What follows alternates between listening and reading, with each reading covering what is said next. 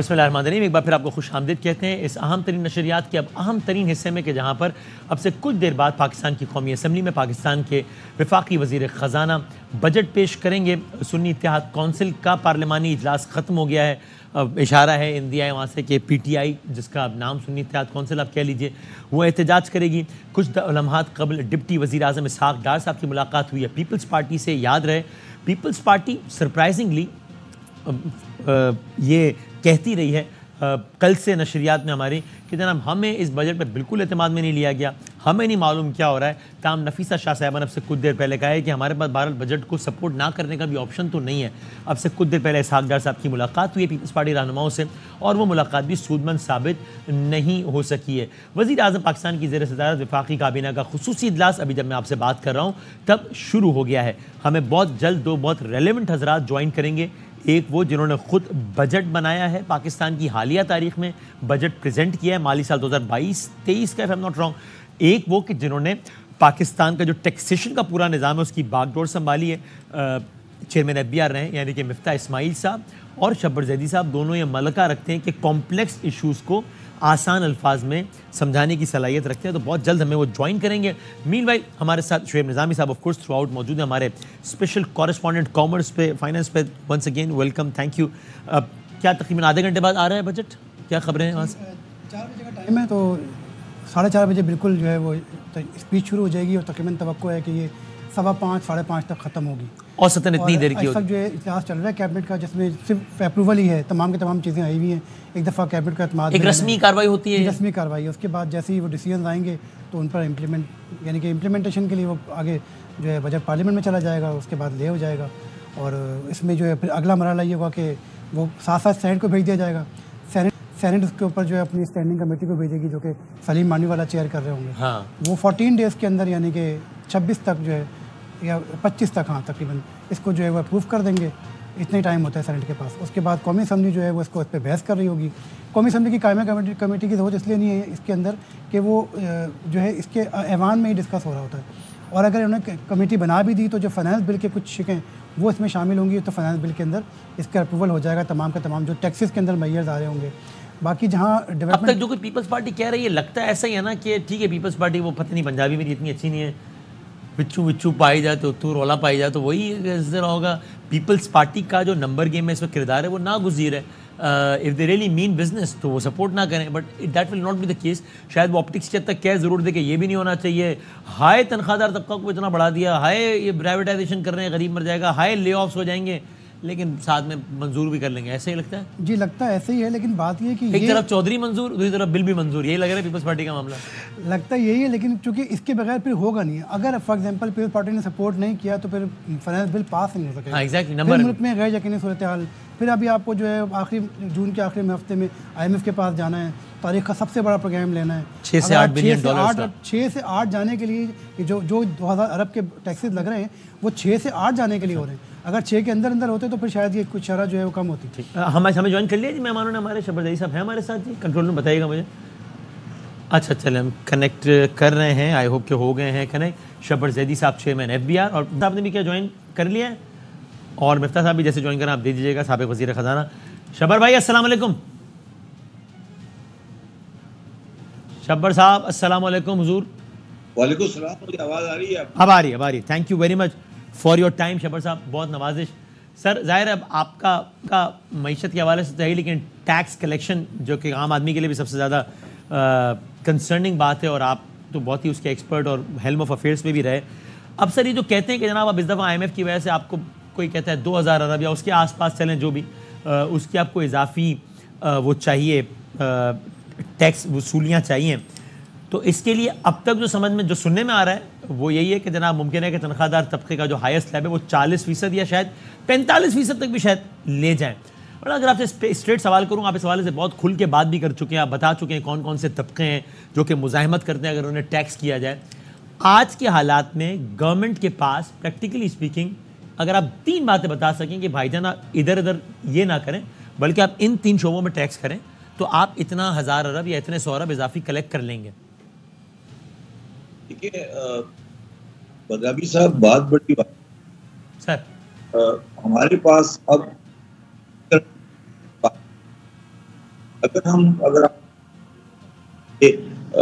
2000 billion का addition करना है और कोई तबका है जो मुझे 2000 बिलियन का शब्बर भाई जरा रिकनेक्ट कर लेते हैं आपको शब्बर साहब, या बेशक टेलीफोन भी लेने, बिकॉज हम आपको सुन नहीं पा रहे थे and it's all about numbers, तो वो समझ नहीं आ रही। एक क्विकली रिकनेक्ट कर लेते हैं कि क्या है मामला। बजट टारगेट तकरीबन कितने, ये टैक्स रेवेन्यू टारगेट 12,000 के कितने, 12,970 अरब रुपए है, यानी कि तकरीबन इसमें जो है वो 40% इजाफा है। 3500 अरब का इजाफा हो रहा है, 3400 से 3500 अरब। अगर आप इन्फ्लेशन का नंबर लें 12% और ग्रोथ का नंबर लें 3.5%, तो ये मिला के 15%, 15.5%, तो ये वैसे ही आपको रेवेन्यू मिलता ही मिलता है। इसके बाद तकरीबन 2,000 अरब रुपए के टैक्सेस लगते हैं, उसके अंदर जो है वो शामत आती है। फिर जीएसटी सबसे आसान हाल है, जीएसटी बढ़ रहा है जी वो बढ़ा दिया जाए, पेट्रोल के ऊपर जीएसटी लगा दिया जाए। इसी तरह जो है इम्कान लग रहा है इस बात का कि जीएसटी बढ़ेगा। जी बिल्कुल, क्योंकि 2,000 अरब रुपए ऐसे आते नहीं है। नहीं, क्या कैसे आप, खड़ा इतना बड़ा जब नंबर लेकर आएंगे तो आपको तमाम के तमाम जो है वो, अब हम कहते हैं जी एडमिनिस्ट्रेटिव मेजर्स लेगा एफबीआर, वो कौन सी ऐसी क़यामत ढा देगा टैक्स चोरों के ऊपर जो है वो।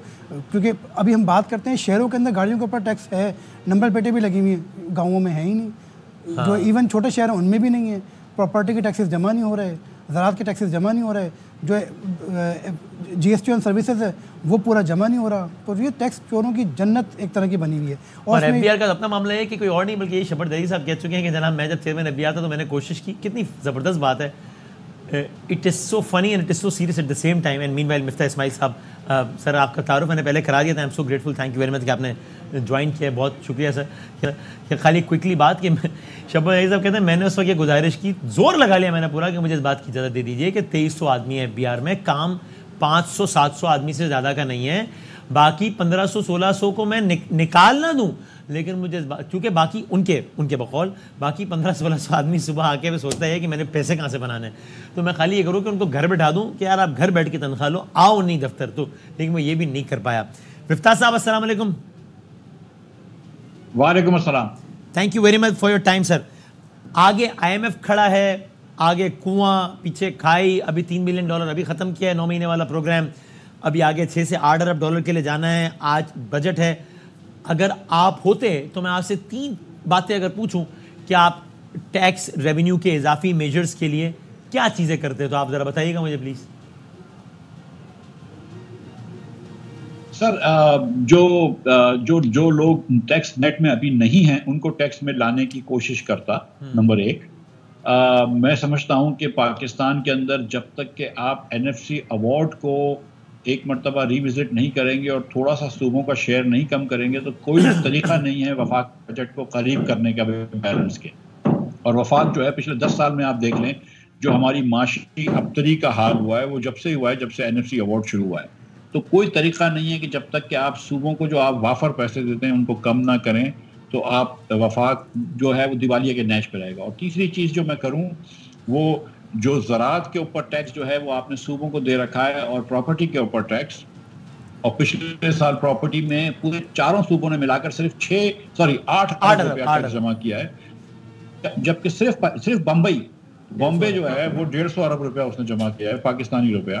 तो हम अगर ये वफाक में टैक्स ले आए 400-500 अरब रुपया मिल सकता है आसानी से। ये 3 चीजें करना जरूरी थी। अब जरा इन्हीं 3 पॉइंट्स को अगर खोल लें मिफ्ता साहब। सबसे पहला आपने कहा कि भाई वो शोबे जो टैक्स नेट में नहीं है मैं उन्हें लाने की कोशिश करता। इन शोबों में ज़राअत और प्रॉपर्टी की तो अलग से बात हो गई, लेकिन इन शोबों में सरे फहरिस्त कौन सा शोबा है जिसको आप कहते हैं कि भाईजान इसको तो टैक्स करो यार? देखिए सबसे आसान जो है उसमें वो रिटेल और होलसेलर हैं। 22 लाख उस जमाने में थे, अब 25 लाख हो गए होंगे। NTTC के सिस्टम में 5 लाख कराची में होंगी, तो 30 लाख दुकानें हैं। मेरे ख्याल से 50 से 70 हज़ार दुकानें रजिस्टर हैं, तो बाकी 29 लाख 40 हज़ार दुकानें, 50 हज़ार दुकानें नहीं हैं। तो उनको पहले लेकर अब इसी से ज़िमनी सवाल निकालो मिफ्ता साहब कि if it is that simple, जिनके पास अब तो ये if it is that simple तो ये क्यों नहीं हो पाया? शौकत तरीन साहब कहते थे कि ये मशीन आएगी, POS आएगी, वो भी बताते थे इतने लाख दुकानें हैं, खाली इतने हज़ार टैक्स देते हैं तो हर दुकान पे मशीन लग जाएगी, पर्ची के बगैर कोई ट्रांजैक्शन नहीं होगी। कस्टमर इसरार करे कि मुझे पर्ची चाहिए, कच्ची पर्ची नहीं चाहिए, पच्ची पर्ची चाहिए। आप बताते रहे कि सोने की मुल्क में 20 दुकान। If it is that simple कि हर वजीर खजाना या साबिक वजीर खजाना आकर ये बताता है, तो ये क्यों नहीं हो पा रहा कि मुल्क में लाखों दुकानों में से 22 लाख दुकानें, 25 लाख दुकानें 70,000 टैक्स देते हैं, तो बाकी को क्यों नहीं ला पा रहे हम टैक्स रेट में? सर देखें, ये कोई टेक्नोलॉजी का मसला नहीं है, बहुत तरीके हैं, बहुत स्कीमें हैं, बड़ी आसानी से एफबीआर भी कर सकता है, क्यू ब्लॉक भी कर सकता है। असल में जो मसला होता है वो प्राइम मिनिस्टर साहब की विल का होता है। अगर प्राइम मिनिस्टर साहब हिम्मत ले और हिम्मत पकड़े और ये बात का उसको इदराक हो कि ये मुल्क के लिए करना नागुज़ीर है, तो फिर और चीज़ हो सकती है। मैं ये नहीं समझता कि 18% सेल टैक्स लगना चाहिए दुकानों पे। आई थिंक उसके बाद ये कि एक दुकान पे होगा और एक पे नहीं होगा तो बहुत ज़्यादा चीट होगा। लेकिन आप देखें, इस्लामाबाद शहर के अंदर वफाक ने ये कहा है कि अगर आप क्रेडिट कार्ड से पे करते हैं तो 5% टैक्स है, और अगर आप कैश पे करते हैं तो 14% टैक्स है। तो ज़्यादातर लोग क्रेडिट कार्ड से पे करते हैं। लेकिन मैंने जो किया था वो तो हर दुकान पे 3,000 रुपये बेसिक टैक्स लगा दिया था। उससे भी 40-41 अरब रुपए आ रहे थे। उसके बाद हमने सोने वालों को अलग बुलाया, उसको कार डीलर्स को अलग बुला रहे हैं, डिजाइनर्स को अलग बुला रहे हैं, फर्नीचर वालों को अलग बुला रहे हैं। आप फिर उनके पास अलग अलग टैक्स करने के, दुकान सोने की दुकान पे 30,000 रुपए ले लें वगैरह वगैरह। तो आप आराम से 100-200 अरब रुपया दुकानदारों से जमा कर सकते हैं, जिसका इम्पैक्ट दुकान पे आना चाहिए। देखिए ये बहुत ज़रूरी है। हम 2% सेल टैक्स बढ़ा सकते हैं, लेकिन वो उसका इम्पैक्ट जो है वो सिर्फ कंज्यूमर पे आता है। 18% ऑलरेडी।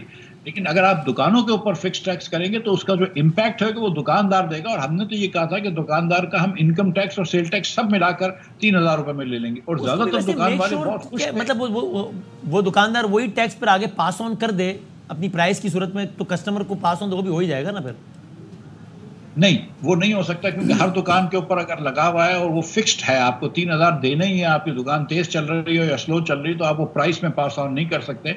लेकिन अगर हर चीज की कीमत में आप 2% का टैक्स रख दें तो 2% ऑटोमेटिकली प्राइस बढ़ जाएगी। तो ये जिसको इकोनॉमिक्स में ये जो इसका जो इम्पैक्ट है वो उस पर ही आएगा। अच्छा, मुझे एक बात जरा समझा, चूंकि आप अगेन हेल्म ऑफ अफेयर्स पे रहे हैं, तो आपसे ज्यादा कौन बेहतर समझता है ये सारे मसाइल, फिर इसमें किस तरीके से पॉलिटिकल बैकलैश आ जाता है, किस तरीके से वोट बैंक खतरे में आ जाता है, किस तरीके से नॉन पॉलिटिकल एंटिटीज की कभी बात रखनी पड़ती है, किस तरीके से पाकिस्तान में एक इलेक्टेड गवर्नमेंट अपने आप को वल्नरेबल फील करती है कि यार मैं पहले ही अनपॉपुलर हूँ, मैंने 4 तगड़े डिसीजन ले लिए, तो ये ना हो कि मेरा ही कोई दूसरा इदारा इस्टेब्लिशमेंट जो है वो कोई गेम, मतलब बड़े मसाइल हैं। आज का तो सियासी मंजरनामा मुख्तलिफ है, तो आज तो वो मसाइल नहीं है, आज तो इंतहाई एक पेज है, अल्हम्दुलिल्लाह, अल्लाह नजर बद से बचाए। अब तो ये बोल्ड डिसीजन ले लेने चाहिए ना, या अब नहीं तो फिर कब लेंगे? फिर देखिए, पहले तो आपको इस बात का इदराक होना चाहिए कि आप ये मुल्क जो है ये हिंदुस्तान, बांग्लादेश, नेपाल, श्रीलंका, मालदीव सबसे पीछे रह गया है। पिछले 20-25 साल में हमारे लोग जो हैं वो पुस्तगी में आ गए हैं। हमारा मुल्क पसमानदगी का शिकार है और हमको ये समझना चाहिए कि हमारा निज़ाम सही नहीं चल रहा। हम एक चौराहे के इर्द गिर्द भाग रहे हैं, हम आगे की तरफ नहीं जा रहे। तो जब तक हमको ये बात का एहसास नहीं होगा कि ये हमारा निज़ाम गलत है और हमको कुछ और करना पड़ेगा, फिर उसके बाद आपको ये फैसला लेगा कि यार अगर ये मुल्क चलाना है तो कुछ टैक्स लेना ज़रूरी है, तो लोगों से टैक्स भी लेना पड़ेगा और कुछ अखराजात कम करने ज़रूरी हैं।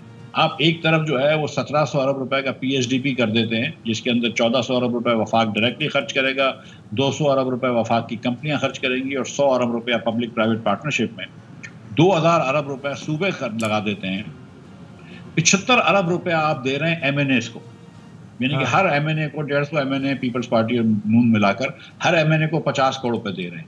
सूबे जो हैं वो 1-1 अरब रुपया दे रहे हैं तकरीबन अपने MPs को, यानी कि 600 MPs होंगे, 400-500 MPs, तो 650-700 अरब रुपया आप खर्च कर रहे हैं। मुझे ये बताइए क्या मुल्क इसका मुतामिल है कि इस वक्त आप 600-700 अरब रुपया MNAs को दे दें कि अपनी स्कीमें करो, और यहाँ पर आप जाके पेट्रोल के ऊपर 30 रुपये लेवी बढ़ाएंगे? या ये क्या फेयर बात है? क्या आप लोगों को ये कह रहे हैं, इन तनख्वाह पेशा लोगों को, कि हम आपके टैक्स बढ़ाएंगे लेकिन किसी की 1000 एकड़ भी ज़राई अराजी और मुझसे टैक्स नहीं लेंगे? क्या ये फेयर बात है? आप किसी को कह रहे हैं कि कोई 2 अरब रुपए के मकान में रहता है, उससे हम प्रॉपर्टी टैक्स नहीं लेंगे, लेकिन हम छोटे छोटे लोगों से सेल टैक्स ज़्यादा लेना शुरू कर देंगे या दवाइयों के ऊपर सेल टैक्स लगा देंगे। तो हुकूमत को अपनी प्रायोरिटीज़, अपनी तरजीहात को भी ठीक करना पड़ेगा, लेकिन इनको ये बात समझनी पड़ेगी कि अब हमको सर्जरी की ज़रूरत है, अब ये एस्प्रे को गोली से काम नहीं चलेगा। ये सुने सुनाए अल्फाज लगे, वो क्रिकेट टीम आ रही है ना इंडिया से, तो मोहसिन नकवी साहब ने भी कहा सर्जरी की ज़रूरत है। तो शब्बर जैदी साहब, अगर आप भी मोहसिन नकवी साहब को ये समझना चाहिए कि जो है चैरिटी बिगिंस एट होम। तो ऐसा आदमी लगाते हैं जिसको क्रिकेट की समझ हो।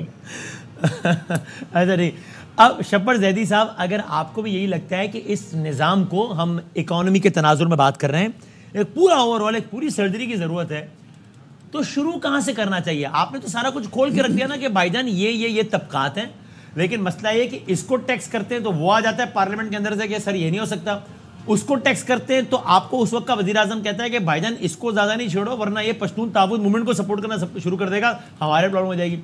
उसको टैक्स करते हैं तो आपको बुला के कहा जाता है कि सर जी पैरेलल इकोनॉमी है, क्या कर रहे हैं, गवादर से सखर तक तो यही है, इसको नहीं खत्म करें। तो अगर इसको भी नहीं कर सकते, उसको भी नहीं कर सकते और उसको तो बिल्कुल भी नहीं कर सकते, तो फिर हम अफसोस के अलावा और क्या कर सकते हैं?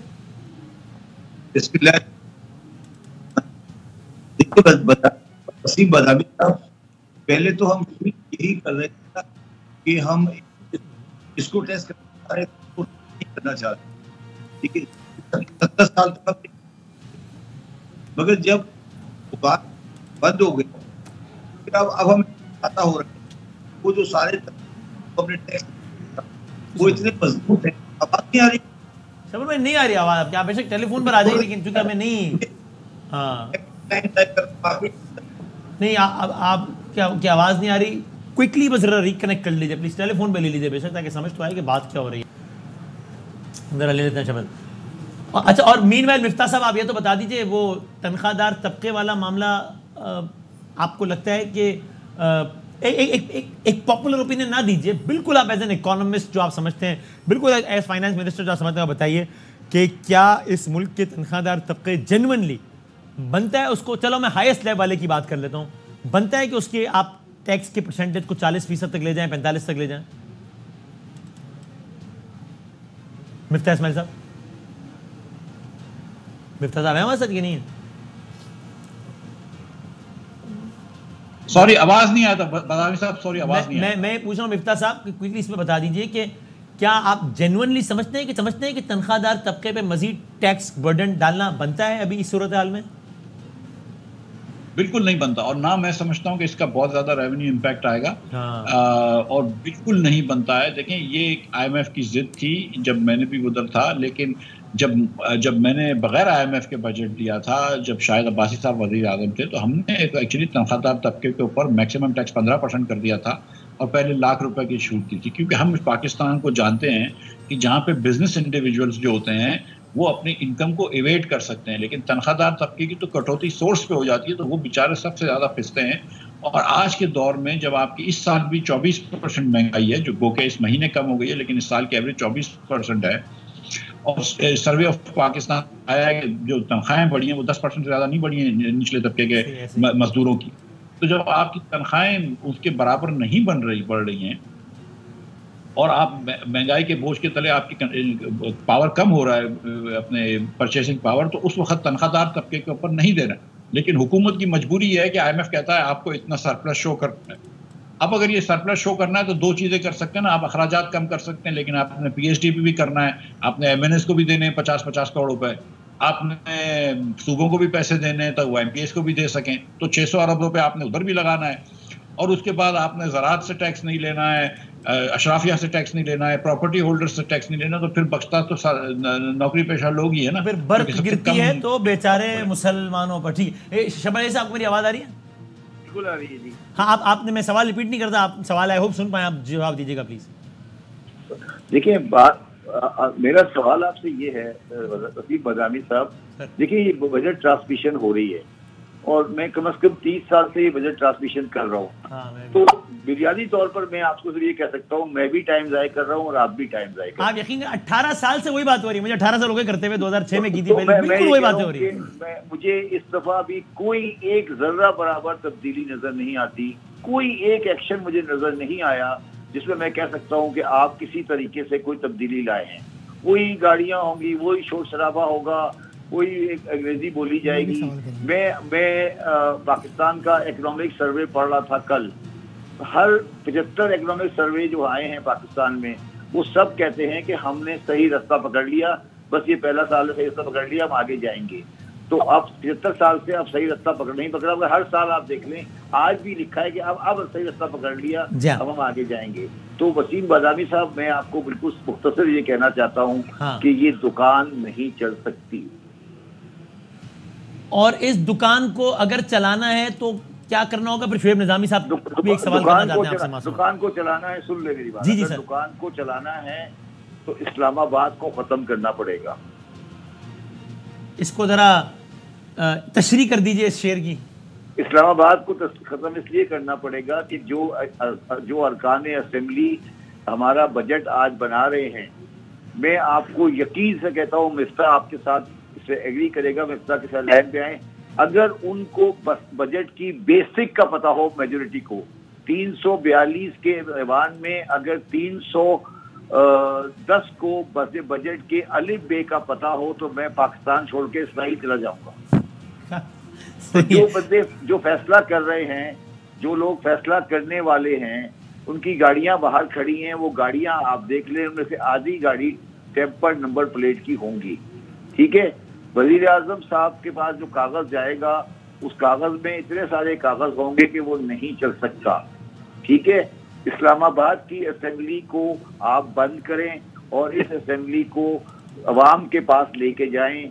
ये नहीं चल सकती इस तरह से ये चीज। हम आप मेरा भी टाइम ज़ाया कर रहे हैं, अपना भी टाइम ज़ाया कर रहे हैं, और ये बिला वजह की नशरियात, बजट, मुझे कोई एक चीज भी बता दें जो पाकिस्तान की में की गई है पिछले कम से कम इस गवर्नमेंट का ले लें, अगली गवर्नमेंट को ले लें, जो आप ये कह सकते हैं कि जी अवाम की भलाई के लिए। शेख निज़ामी साहब से सवाल करेंगे, मसला वाकई है कि we are not even committing new mistakes, वही प्रॉब्लम्स हैं और वो उन्हीं मिस्टेक्स की रिपीटेशन है। शेख निज़ामी साहब हमारे स्पेशल सर मेरा सवाल ये है कि लास्ट ईयर जब वाइंड अप करे थे इसाक डार साहब, तो 99D की शिक इन्होंने ऐड की थी कि जो पाकिस्तान में विंडफॉल प्रॉफिट कमा रहे होंगे उनके ऊपर जो है टैक्स लगाया जा सकेगा। वो करके नहीं गए थे, इसको निगरान हुकूमत ने टैक्स अक्टूबर में लगाया।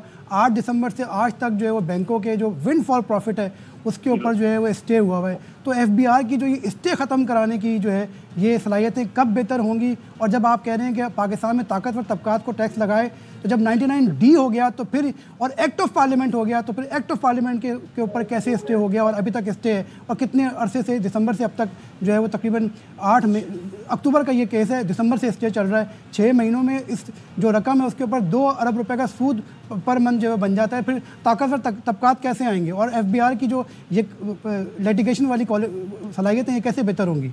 वसीम में जवाब दूं इनका? सर जी दीजिए शबर भाई। जी देखिए, बात ये नहीं है, ये जो बात कर रहे हैं 99A और ये सब चीजें FBR वाली, ये बातें अब सेकेंडरी बातें हैं। मैं आपसे सिर्फ एक सवाल आपसे ये कर रहा हूँ, आज जो बजट प्रेजेंट होगा, हाँ, उसके अंदर अगर हम 100 रुपए कमाएंगे, ठीक है, उस 100 रुपए कमाने के बाद 56 रुपए हम सूबाई गवर्नमेंटों को दे देंगे कि आप ये पैसे खर्च करें। ठीक है, हाँ, 100 में से 56। ठीक है, मुझे आप वसीम ये बताओ कि आपने 18 साल में या मैंने 30 साल में कभी उन 56 रुपए का हिसाब लिया है? आप रिपीट कीजिएगा बात प्लीज, क्या कह रहे हैं? मैं दोबारा समझाता हूँ। कह रहे हैं क्या सूबे से हिसाब लिया है हमने कि जो सूबे खर्च कर रहे हैं, क्या हम उनसे हिसाब लिया है? जो NSC का बड़ा हिस्सा जो यानी कि 12,000 अरब में से 7.5 ट्रिलियन तो उनको चला जाएगा। मैं ये कह रहा हूँ कि यार इंटरेस्ट या डिफेंस तो नीचे आता है ना। मैं ये कह रहा हूँ पाकिस्तान का NFC ये कहता है कि अगर आप 100 रुपए कमाएं, पाकिस्तान की रियासत 100 रुपए कमाएगी तो उसमें से 56 रुपए सूबाई गवर्नमेंटों को चले जाएंगे, किसी भी इंटरेस्ट और किसी भी डिफेंस से पहले, किसी भी चीज से पहले। ठीक है, ऐसे ही वो 56 रुपए बन गए। अब आज के जो अगर 13,000 का बजट है तो आप 56% निकाल लें, 13,000 का 56% क्या हुआ? 18,000 में से भी मेरा ख्याल है आ चुका। 18,000 नहीं, चलो यार 13,000 लगा लो। चलो अभी एग्जिस्टिंग वाले की बात कर लेते। ठीक, सही। 13,000 का 56% बना 7,280, 60 ट्रिलियन 280 बिलियन रुपीस का बजट सूबाई गवर्नमेंट को चला गया। आप मुझे बता दें कोई टीवी प्रोग्राम, कोई इकोनॉमिस्ट जिसने उस 7,200 ट्रिलियन का जवाब मुराद अली शाह साहब से लिया पिछले 15 साल से, या अभी गड्डापुर से, या परवेज खटक से, या बुजदार से, या मरियम नवाज से कि भाई ये 7 ट्रिलियन आपको दिया गया था, आपने ये 7 ट्रिलियन में अवाम के लिए क्या किया? मैं बताता हूँ, बिल्कुल आप सही कह रहे हैं। मैं शबर में इसके जवाब देता हूँ। मुझे बात पूरी करनी। अच्छा, व्यूअर्स भी बराह रास्त मनाज़िर देख रहे हैं। उस 7,200 ट्रिलियन में हेल्थ उनके पास है, एजुकेशन उनके पास है, ट्रांसपोर्ट उनके पास है, इरिगेशन उनके पास है। वो वहाँ सूबाई वज़ीर आला बादशाह बने हुए हैं। हम यहाँ बैठ के वफाकी बजट के ऊपर टाइम ज़ाया कर रहे होते हैं।